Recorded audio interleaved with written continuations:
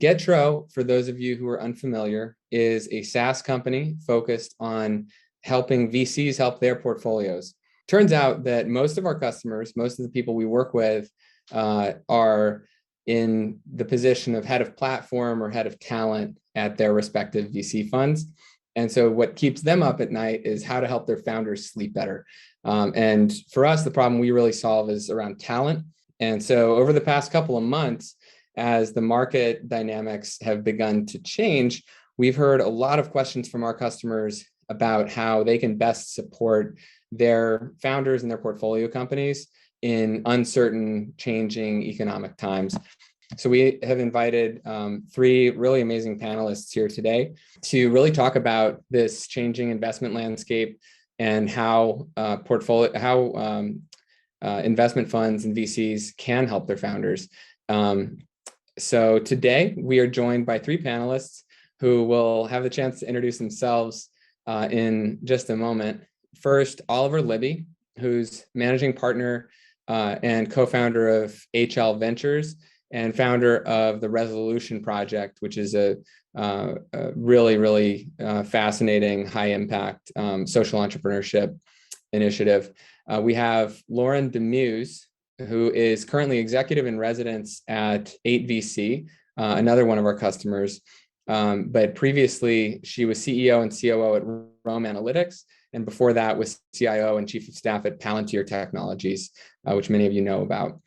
And finally, we have Jose Guardado, who is the founder of Build Talent, a really cool search firm that helps founders and founding teams find and hire great engineering and product talent.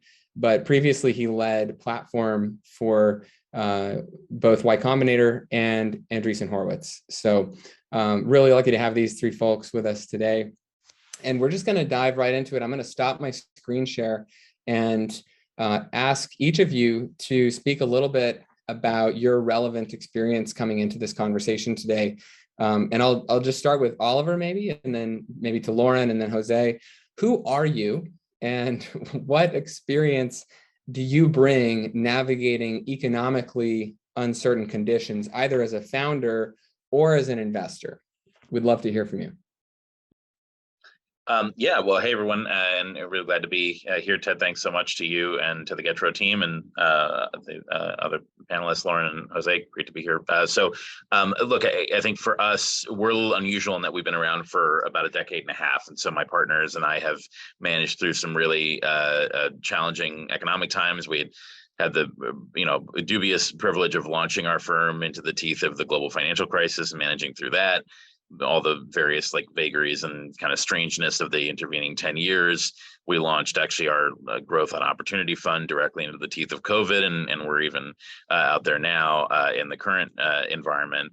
And I think that for us, and in fact, my original founding partner, Eric, and I have been working together since the last few months of the dot-com bubble burst. So we've been through quite a bit of ups and downs.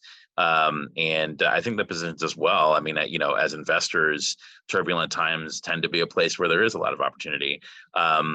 And while I haven't founded a startup, I'm fond of reminding our founders that even as GPs of funds, we are ourselves entrepreneurs building a business, and we have investors and customers and products and all sorts of things as well. So we have to run our own business and make sure we pay the bills as well. And so that certainly exposes us to some of the same stresses and vagaries of the times that we're in. So, lots to talk about here. There's lots that can be done. And I think these are, trying times, but also can be exciting for really capable teams. And for us, we've been doing this. And last thing I'll say is we for 15 years have been investing on a thesis that impactful companies with diverse founding teams will outperform. So our portfolio is almost completely underrepresented founders with impactful companies. And I think that builds in some level of resilience that I'm happy to talk about in this context a little bit more as well. Awesome. Thank you, Oliver. Lauren, how about you? Really lovely to meet you all and be here today. Thank you, Getro, and to meet these panelists. So who am I? As you mentioned, I was at a startup before 8VC, and prior to that, Palantir, and had been in a variety of other roles before then at Google and consulting and private equity. So I've been in the financial services through the 2008 downturn. But really, the relevant experience here is that I joined Rome coming out of Palantir. as a COO, and was told we had Series B funding lined up, and we were just signing on the dotted line, and I was going to help grow the company. And that Series B funding was not lined up, and we had 1 month of runway. So I kind of had the experience of, okay, your timeline just got incredibly compressed. What do you do, and how do you survive? So that we made it through that time. That was in the summer of 2019. We were kind of coming out in precarious situations, but we had customers. We had really big accounts payable that the second COVID hit, they were countries' health systems that said, we cannot send you $1, so we cannot pay any of the checks that we owe you. And so we entered another crisis of, all right, now we're in the global pandemic. How do we survive? And that's when we got the company sold. And everyone, I'm proud to say, at Rome had a position at the new acquiring company. And we had, I like to think about it as like landing the plane on the Hudson. So we made it out. And then I joined 8BC, and I'm an investor. I'm on the investment team. I'm also part of our build program, which I know has a collision here, but we call it build, as where we incubate companies ourselves from within the firm. So that's a little bit about my experience, and been in some tough shoes. Wow, that's crazy. It's rare that like during a 1 minute intro, I get goosebumps about someone's story, but I was like, 1 month of runway. Oh my God. Thank you, Lauren. And how about you, Jose? What's the perspective you're bringing today? Yeah, absolutely. Thanks for having me. Nice to be here with the other panelists, and really appreciate you all putting this on. So I've been working with founders in recruiting capacity for the last 10 years. I cut my teeth before the downturn. So I saw the swing coming out of the .com and then dealt with the aftermath of the 08-09 downturn. And after that, I got into startups, and for about 5-6 years was supporting founders at A16Z and YC, specifically on executive hiring for engine product leaders. And so I got a healthy dose of what it's like to support founders in boom times, where the supply demand is very much demand driven. And the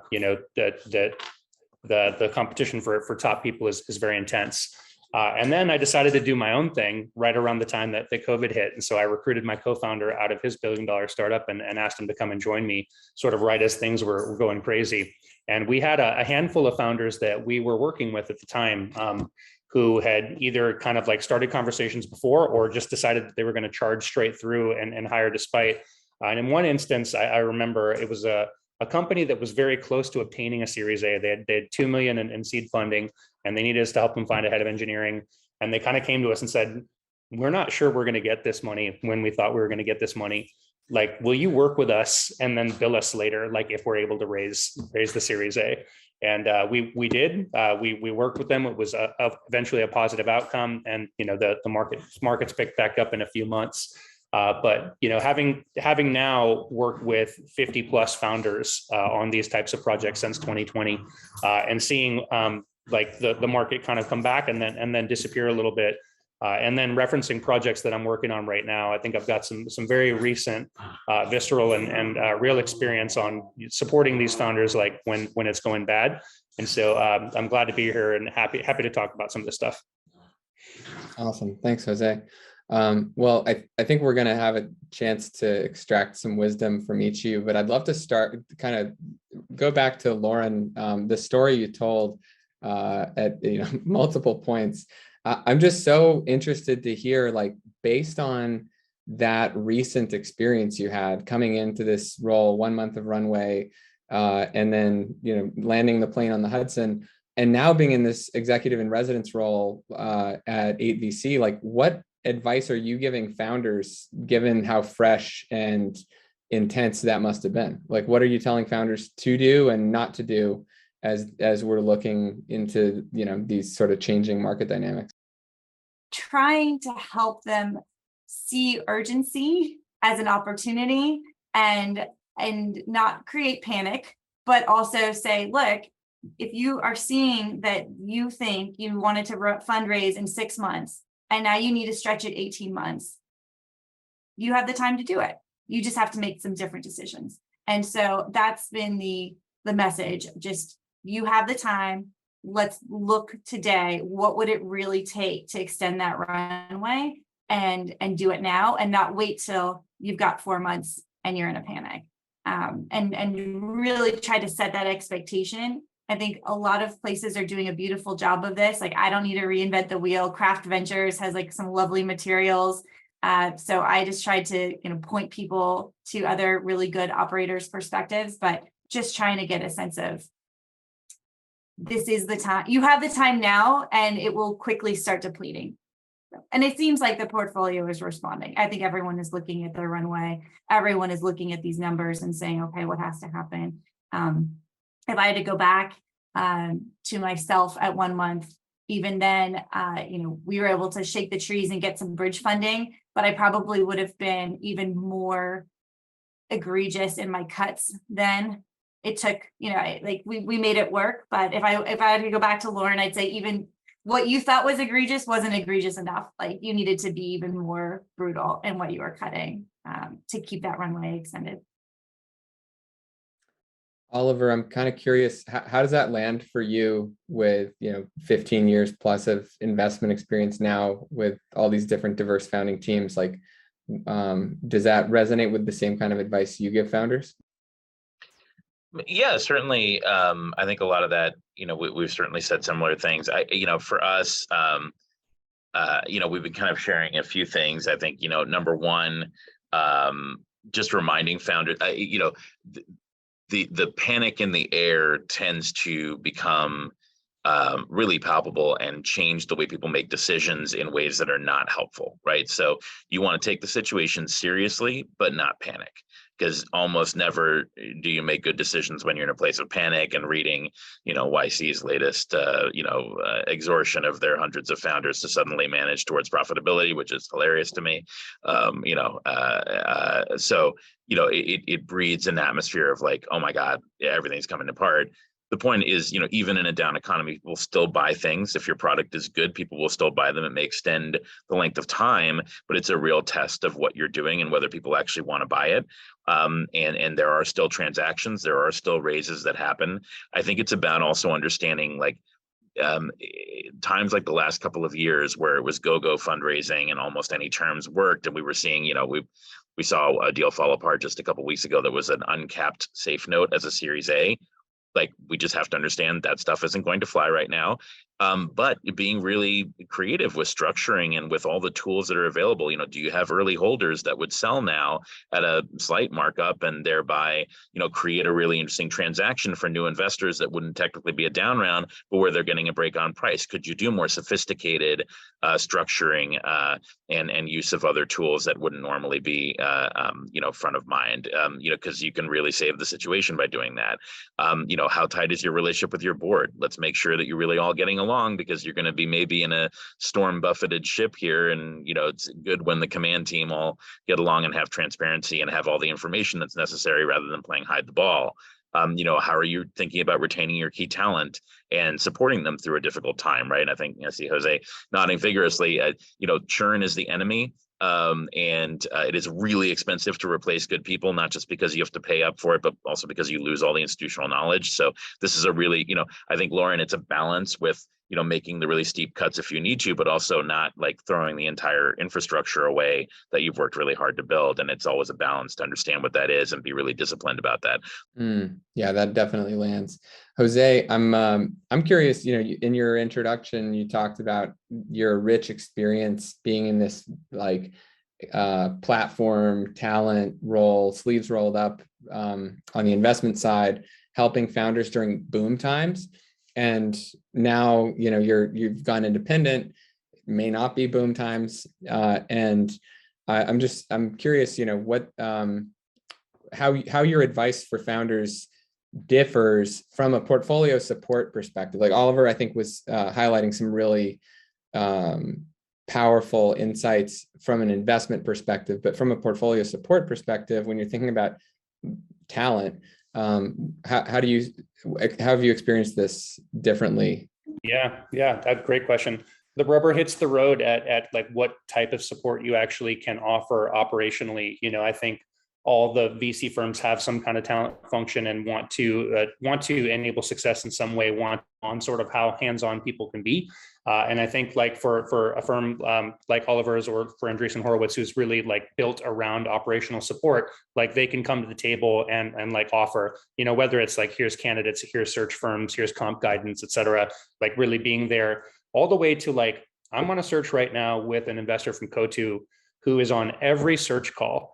And like, not only is he on every search call, but when we're running down our target list of top candidates, like he's taking the escalation. Like after we hit them, after the founder hits them, then he will hit them, and he's willing to go in there and send 50 emails on behalf of the founder, and that is above and beyond type of support that the founder is going to remember. There are other tier ones on this deal, and they're nowhere to be seen. They're sending a closing email to help get the finalist who we have right now.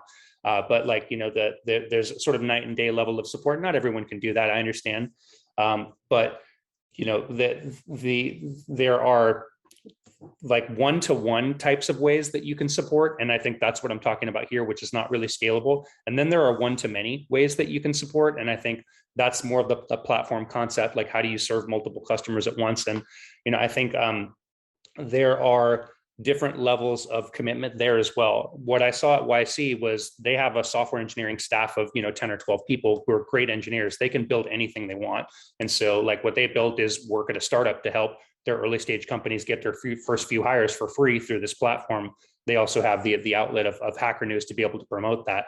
And so like not every firm is going to have the resources of a YC, but like, we work with another company, On Deck, which is like seeking to kind of build a continuation to what YC's built. And they're also creating a bunch of custom software.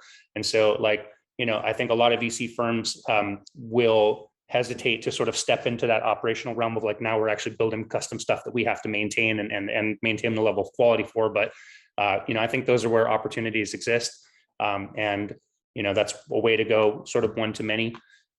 But, just to wrap up on a point that Oliver made about retaining key talent, it's like, we see it, like the search firms are out there, earning tens of millions of dollars a year, helping founders hire, when times go well.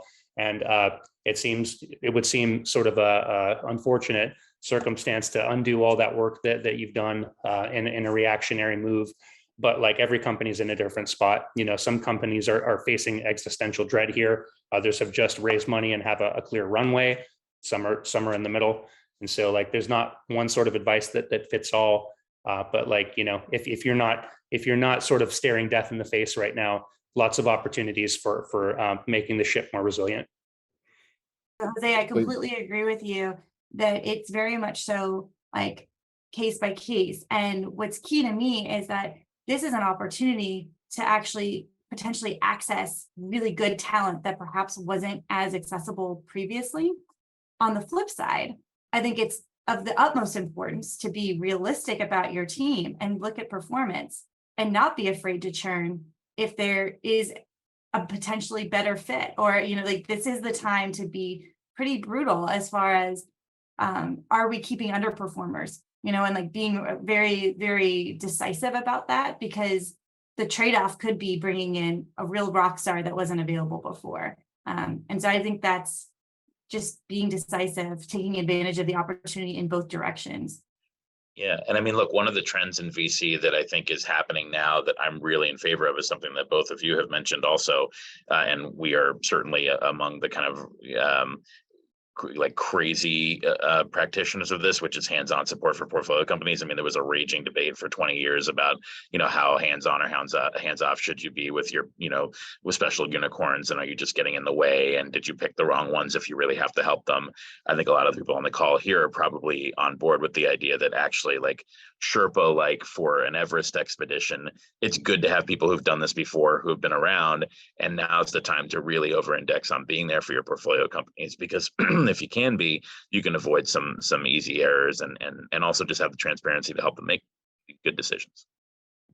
Oliver, are you of the mindset, and this might be an obvious question, but so maybe the answer is more, the answer might be obvious. Maybe the question is more, why are you so strongly of the mindset that in a time when investment opportunities, at least early stage investment opportunities, might be drying up a little bit, that having a more hands-on sleeves rolled up platform support approach actually makes you a more competitive investor?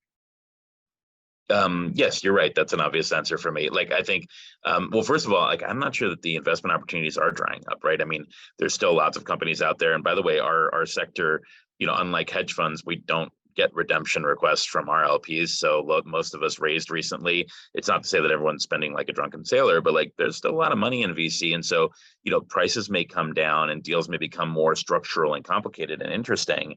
But there are still transactions to be done. That said, I mean, given the choice, like I have no idea, like I'm out there quite a bit, like trying to debunk venture mythology. And I mean, I don't believe in the power law. Surprise, surprise. I don't believe in a lot of the stuff that has powered kind of venture for 50 years. And I think to the main, if you look at the industry-wide performance, underperforming the S&P for most of the last 50 years is pretty dispositive there. So like, why would that be? Well, part of it is like, why wouldn't you want to help? And it's not from the position of being mandatory or in the way. But, going back to my prior analogy, most people don't, even if they're trying a solo ascent of a major mountain, they're still going to have a team around them. They're still going to have Sherpas, people who know the trails, people who can help move things, who've been there before. Definitionally, even the most experienced founders I've ever worked with have raised 2 seed rounds or maybe 3 seed rounds. We've done 200 of them, right? So especially when you get into complex areas, why not have people around you who are willing to roll up their sleeves? To Jose's point, I've interviewed 100 COOs. Most founders haven't done that or hired 100 COOs, right? And so why not just be there to be helpful and add that to the mixture? Awesome. I'm going to make a comment to the audience, and then I have one question for each of you to think about. So I'll actually ask you the question first, and then I'm going to speak to the audience and give you a minute to think about it. So the question for each of the panelists here is, can you think of one example of one really striking example of portfolio support that made a big, meaningful difference for a founder that wasn't helping place an executive on their team? And the quick comment to the audience is, at this point, if you've been writing questions down or thinking about things to yourself, we'd love to field your questions. So feel free to throw them in the chat, and we will have time to surface them as the conversation goes on. So just want to invite the audience to participate. So whoever among our panelists can think of a good story of a big difference that was made by investors for a founder, would love to hear it. What's the story? I wish I had a really good story, but in my mind is so mundane. It was just, the thing that made the difference for Rome was having our investors like pick up the phone and call, make the warm introductions. And that really made a difference. And so just the quality of the connection, not just throwing you a name, throwing you an email saying, hey, here's the people you should reach out to, but like actually doing the work on your behalf, warming it up, that made all the difference. So I would say that, trust. Oh, sorry, jumped in a little early there. No, go for it. I was just, kind of drawing out a little more of the point there, Lauren, is like having investors that are willing to build trust for you as a founder for their contacts before making the connection. Exactly. Like it's, they're qualifying the lead, they're warming the lead. They're not just handing you the lead list to put it into like the sales side. Nice. Thank you. Jose, what were you going to say? Yeah, I was going to say like the same kind of support, but in 2 ways, which is opening up the network. And so like prior to placing someone, what Andreessen Horowitz really liked to do was introduce a founder to 3 or 4 great experts. Before you start interviewing anyone, figure out what great looks like. These people won't be available to you as candidates, but will give you a sense of what excellence looks like and how to interview, how to assess someone like this. And so like I saw that over and over. And for first-time founders, it's really transformational. I mean, I remember one time that the company is called Tachyon Nexus. Now they're called Alluxio. They're like a storage infrastructure company, but founders right out of a PhD program, never hired anyone, was looking to hire a VP of product. And it's like, we put him in front of 6 fantastic VPs of product who like within a month's time educated him on, what he's looking for, how to find it. And he ended up getting a great outcome. At YC, it was more focused. So it was the same type of deal, bring experts around the founder to help them make a decision. But what we would do is bring together panels. And so we would go out and recruit senior executives to come in and spend an hour and a half with the founder to help them think through a specific hiring problem. And so like bringing in a CTO to replace, a founding CTO, like how do you manage that? So bringing diverse perspectives to bear before they even go out to try to do it. I think those were really invaluable. And in both cases, that's the firm putting their brand on the line to bring in a network that's beneficial to their founders. And it's also hiring people that, can put in the legwork to make that happen. Powerful. How about you, Oliver? Yeah, I mean, look, our whole firm, this is our thesis from the beginning. We track these interactions at a super deep level. So we're averaging over 100 positive contributions to each portfolio company every year, and probably over 150 introductions of either funding or business development. So, I mean, I have more examples of this than I can possibly think of. Most recently, just yesterday, the reason it was front of mind earlier is we were discussing how to essentially create a manufactured manufactured down round. So a down round is really tough for a portfolio company. So we were saying, well, wait a minute, like, could we do a note that has a higher cap than your last round, where the share price works out to not trigger anti-dilution or the embarrassment of a down round, but then blend it with a secondary from early holders who want liquidity now anyway, give them a decent exit, but blend the share price notionally of the entire transaction down to where it's about 60 to 70% off of the list price of the convertible note. And, the founder's not going to think of that themselves, right? This comes from our long experience. Ultimately, it will create essentially a rescue financing that looks like an up round, which both helps the company and helps the early holders and helps the holders that stay in and gives the new investors a good deal. It's one of those rare, like, multiple wins, right? So it's a transaction we've done multiple times with great success, and founders alone, we're not going to come up with that. That is super cool. I have one question from one of our customers in New Zealand who wasn't actually able to make it because it's like 3 a.m. But she asked, how do you take these singular examples? And some of you have spoken lightly to this already, but I'd love to hear kind of more detailed, thoughtful addressing of this point. Like, you have these singular examples of making a meaningful difference for a founder through creative structuring or through, picking up the phone and building trust before you make an intro. But how do you deliver transformational value at scale? The platform leader that reached out to me said, we have a perks platform that gives discounts on SaaS products to our founders, and we do make a lot of intros for hiring, but how can we have a more efficient, scalable approach to platform that doesn't just feel like we're checking a box? It's a really difficult question because, going back to an earlier point that I made, like sometimes the operational support just isn't reasonably there. Like, one talent partner in a VC firm supporting the entire portfolio, that job is a mile wide and an inch deep. You have to cover a lot of ground, and therefore it's very difficult to go deep into interactions. And so, like, how you have to think about, like, what are the things that can be disseminated. And so you see a lot of like lists go around of people who have been laid off. Like it's a very sort of first level kind of support. And then you see things like comp information being shared, like Andreessen Horowitz does a comp study, and they'll collect data points from the entire portfolio, and they'll publish that as sort of a secondary document to things like options impact or compensate that may exist around there. And then, like, you have different capabilities to share. So it could be talent within your own portfolio, it could be external talent that you're bringing into the portfolio. But like what I've also seen is like potentially connecting with other VC firms who may be co-investors on a deal that is downsizing to share in between networks. The introductions to search firms from the VCs for candidates can be really helpful, and just putting them into the network. You would see before COVID a lot of community events, like in-person events, where you'd bring expertise in and allow people to kind of get to know each other. I think it's tougher to do. You guys are doing it right now online, and so that's another way to do it.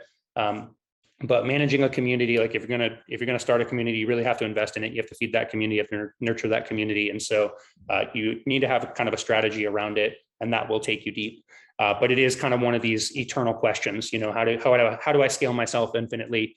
How do I make like this really deep help scale and repeat across lots of customers? It's a difficult question. Yeah.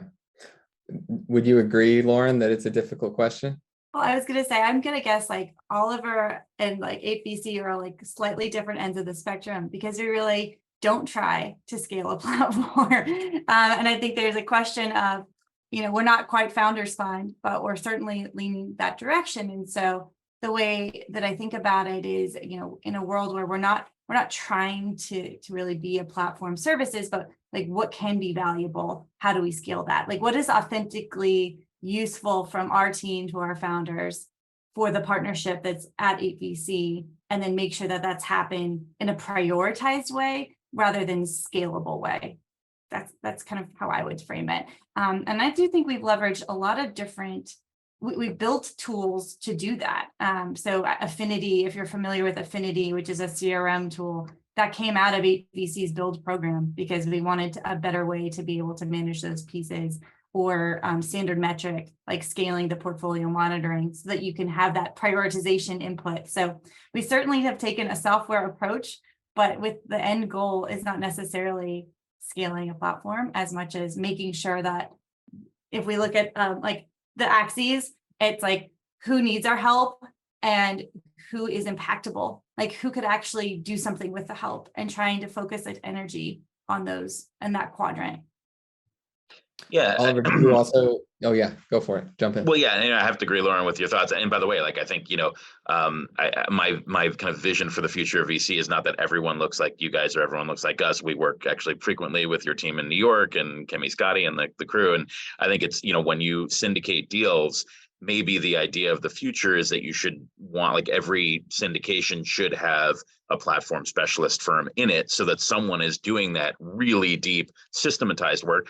But we rarely manage the level of capital because we're structured differently. And that really goes to the heart of it, which is, there's one of the things that we absolutely, crusade against is the idea that there's this hierarchy of, the investors are the badasses, and then the platform people are kind of like cleaning up the trash on the back end of what happens, right? This idea of like, and again, no one here said that, and I'm not trying to suggest that, but there is a zeitgeist out there where like, hey, the allocators are, that's where it's at, and VC, the Midas touch, picking the winners. And then, hey, if you all can help those companies along every once in a while, like that's cool. I think if we can change that to really elevate platform, or to make sure that these syndicates have a platform-oriented VC in the mix, then that's going to provide a lot of extra support to the founders. And that means, if our head of platform, Galina Osgar, is on our investment committee, we do not make an investment that platform has not looked at and affirmatively said, we think we can help these people. And that goes to Lauren's last point, which is relevance is one of our investment criteria.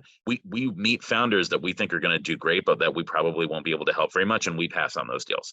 It's not to say that I don't like to make money, but like we want to leverage the musculature that we've built. And if we don't think that we can be relevant, we just don't do it, right? So I think the future vision of VC involves the partnership of very large allocators that have a more, investment forward approach with specialists like us, and a really awesome cloud of elite service providers like Jose that then can actually deliver these services on an institutional level. Awesome. I'm loving this dialogue. Travis from our team at Getro actually has a question, I believe, from one of our customers. Travis, do you want to share your question for our panelists? Yeah, so the question is about it's about communication, and knowing that the moment is what it is, but the AngelList had something out earlier this week that was about the nature of updates as it pertains to overall company health, and just looking at just some interesting findings there. And it made me wonder, what kind of interventions do you put in place to keep communication productive and healthy? And then in the event, you're working with driven people who are very busy, stress is just a part of it. If something does go off track with, communication becomes maybe a bit more terse or more distant, how do you course correct there to make sure that the company is headed the direction that it needs to be? I have to say, as in my experience, I've been seeing some really great updates where folks are very realistic. Like, I feel like if anything, the communications have gone from potentially like maybe a little more cheerleading to very real, very like to the point, very crisp, like this is what we're doing, this is the plan.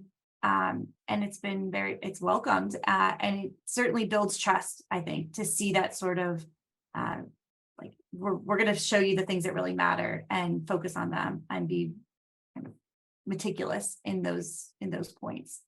That wasn't, I'd say my initial conversations, even just a month ago, I feel like perhaps there could have been a little more panic, like over before. It was like, we had enough of a like writing on the wall to see it a couple months ago. So I'm glad to see now. It seems like at least what I'm seeing with founders is that their updates are very, very spot on with like what metrics matter and where to go. And if they weren't, probably worth a conversation, but I just haven't had to have it. I'm not sure, Oliver, if you've had to as well. Yeah, I've seen, so I guess the comment on the other side of that coin is like communications internally to the team. And so we're working with a company right now that had to go through layoffs while conducting an executive search. And so it's sort of like the message that you have to the market, but also then the message that you have to your employees. And it's like, they did a 20% rift, but that's still 80% of the company that they need to keep focused. And so how do you address, the very real risks while also keeping people focused on what they can do and where they can actually add value? I think it's a subtle art. And I think honesty goes a long way in either direction, whether you're communicating to investors, what the risks are in the business, or whether you're communicating to employees. I think with employees, you have to be a little bit more sensitive because their ability to tolerate risk is perhaps not as great as an investor. And so, you have to keep that in mind. But, people are smart. People can see things for themselves. And if you are not transparent, if you're withholding information to either audience, I think you're going to damage trust. I will plus one all of those things. A couple of best practices. So transparency doesn't just happen. It's based on long trust relationships that are built over time. So in the good times, build those relationships and practice transparency so that in the bad times, it's there as a well-practiced thing, not just like, oh, hey, you've been hearing nothing but great stuff from us for years, but like, whoa, the whole world just ended. And then the other quick thing is when crafting communications, be they for internal team, for board, for external purposes, it's always good to have a little communications team. And I don't mean a PR firm, although they can oftentimes be a part of it. It's a group of people that represent a few of the diverse interests. Maybe it's one really trustworthy VC that's on the board. It's a couple of members of management, and it's an external service provider, because no one person ever sees all the facets of how a communication is going to land. And while transparency is important, carefully crafting these things to make sure that they elicit the effect that you're looking for is really important as well. So having a little comms team or comms war room is not a bad idea. And to build on the point you were just making, it's like, there's transparency, but it's strategic, or like, what are you communicating to the firm? This is where I think that one of the biggest values that a VC can offer is creating tight and intimate communities of CEOs who essentially have a full-time job of like munging pain and metabolizing pain and then not having anyone to talk about it with, because you really can't like complain to the rest of your company, and you don't want to get on the phone and complain to your investors like, this is really hard. They're like, yeah, that's what you signed up for. And so that's where I think using events for really targeted, intimate settings where you can develop that type of trust and have that community to have that vent and release and, perhaps say the things that you would want to, that you can't say transparently, is really valuable. That's an awesome tip.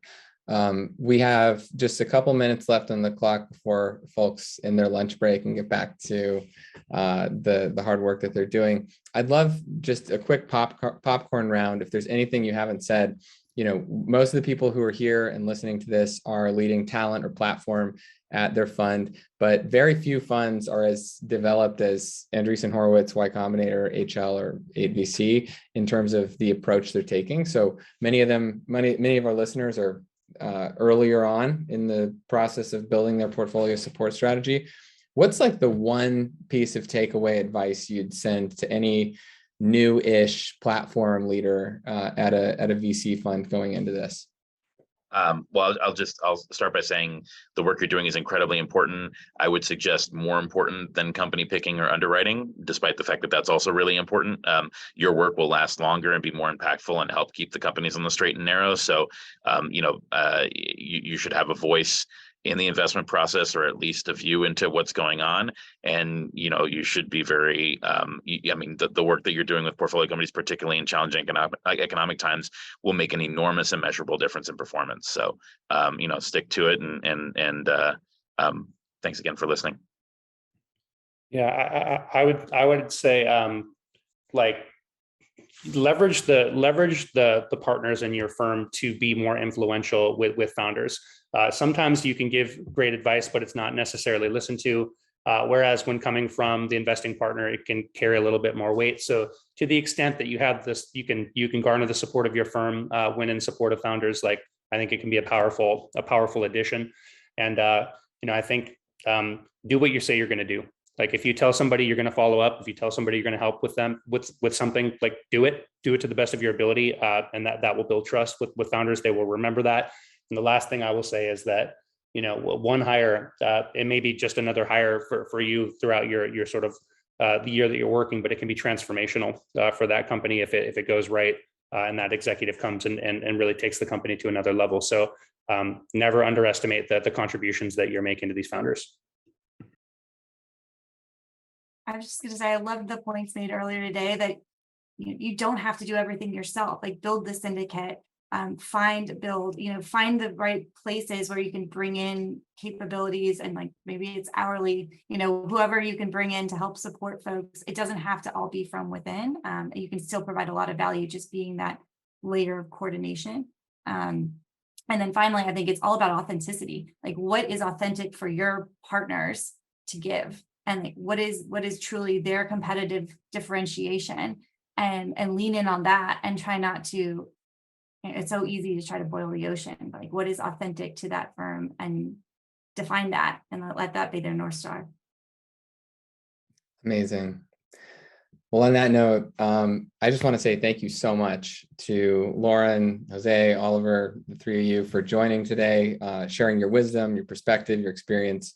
And to everyone who joined this live. We had over 25 participants. And I know we have a lot of people who had crazy stuff going on, as is the nature of the job, but I'm sure are going to listen to this recording on 2X, no doubt, at some point in their coming days. So just want to say thank you again to everybody. And it was our delight at Getro to have the chance to produce this for you. So have a wonderful rest of your day.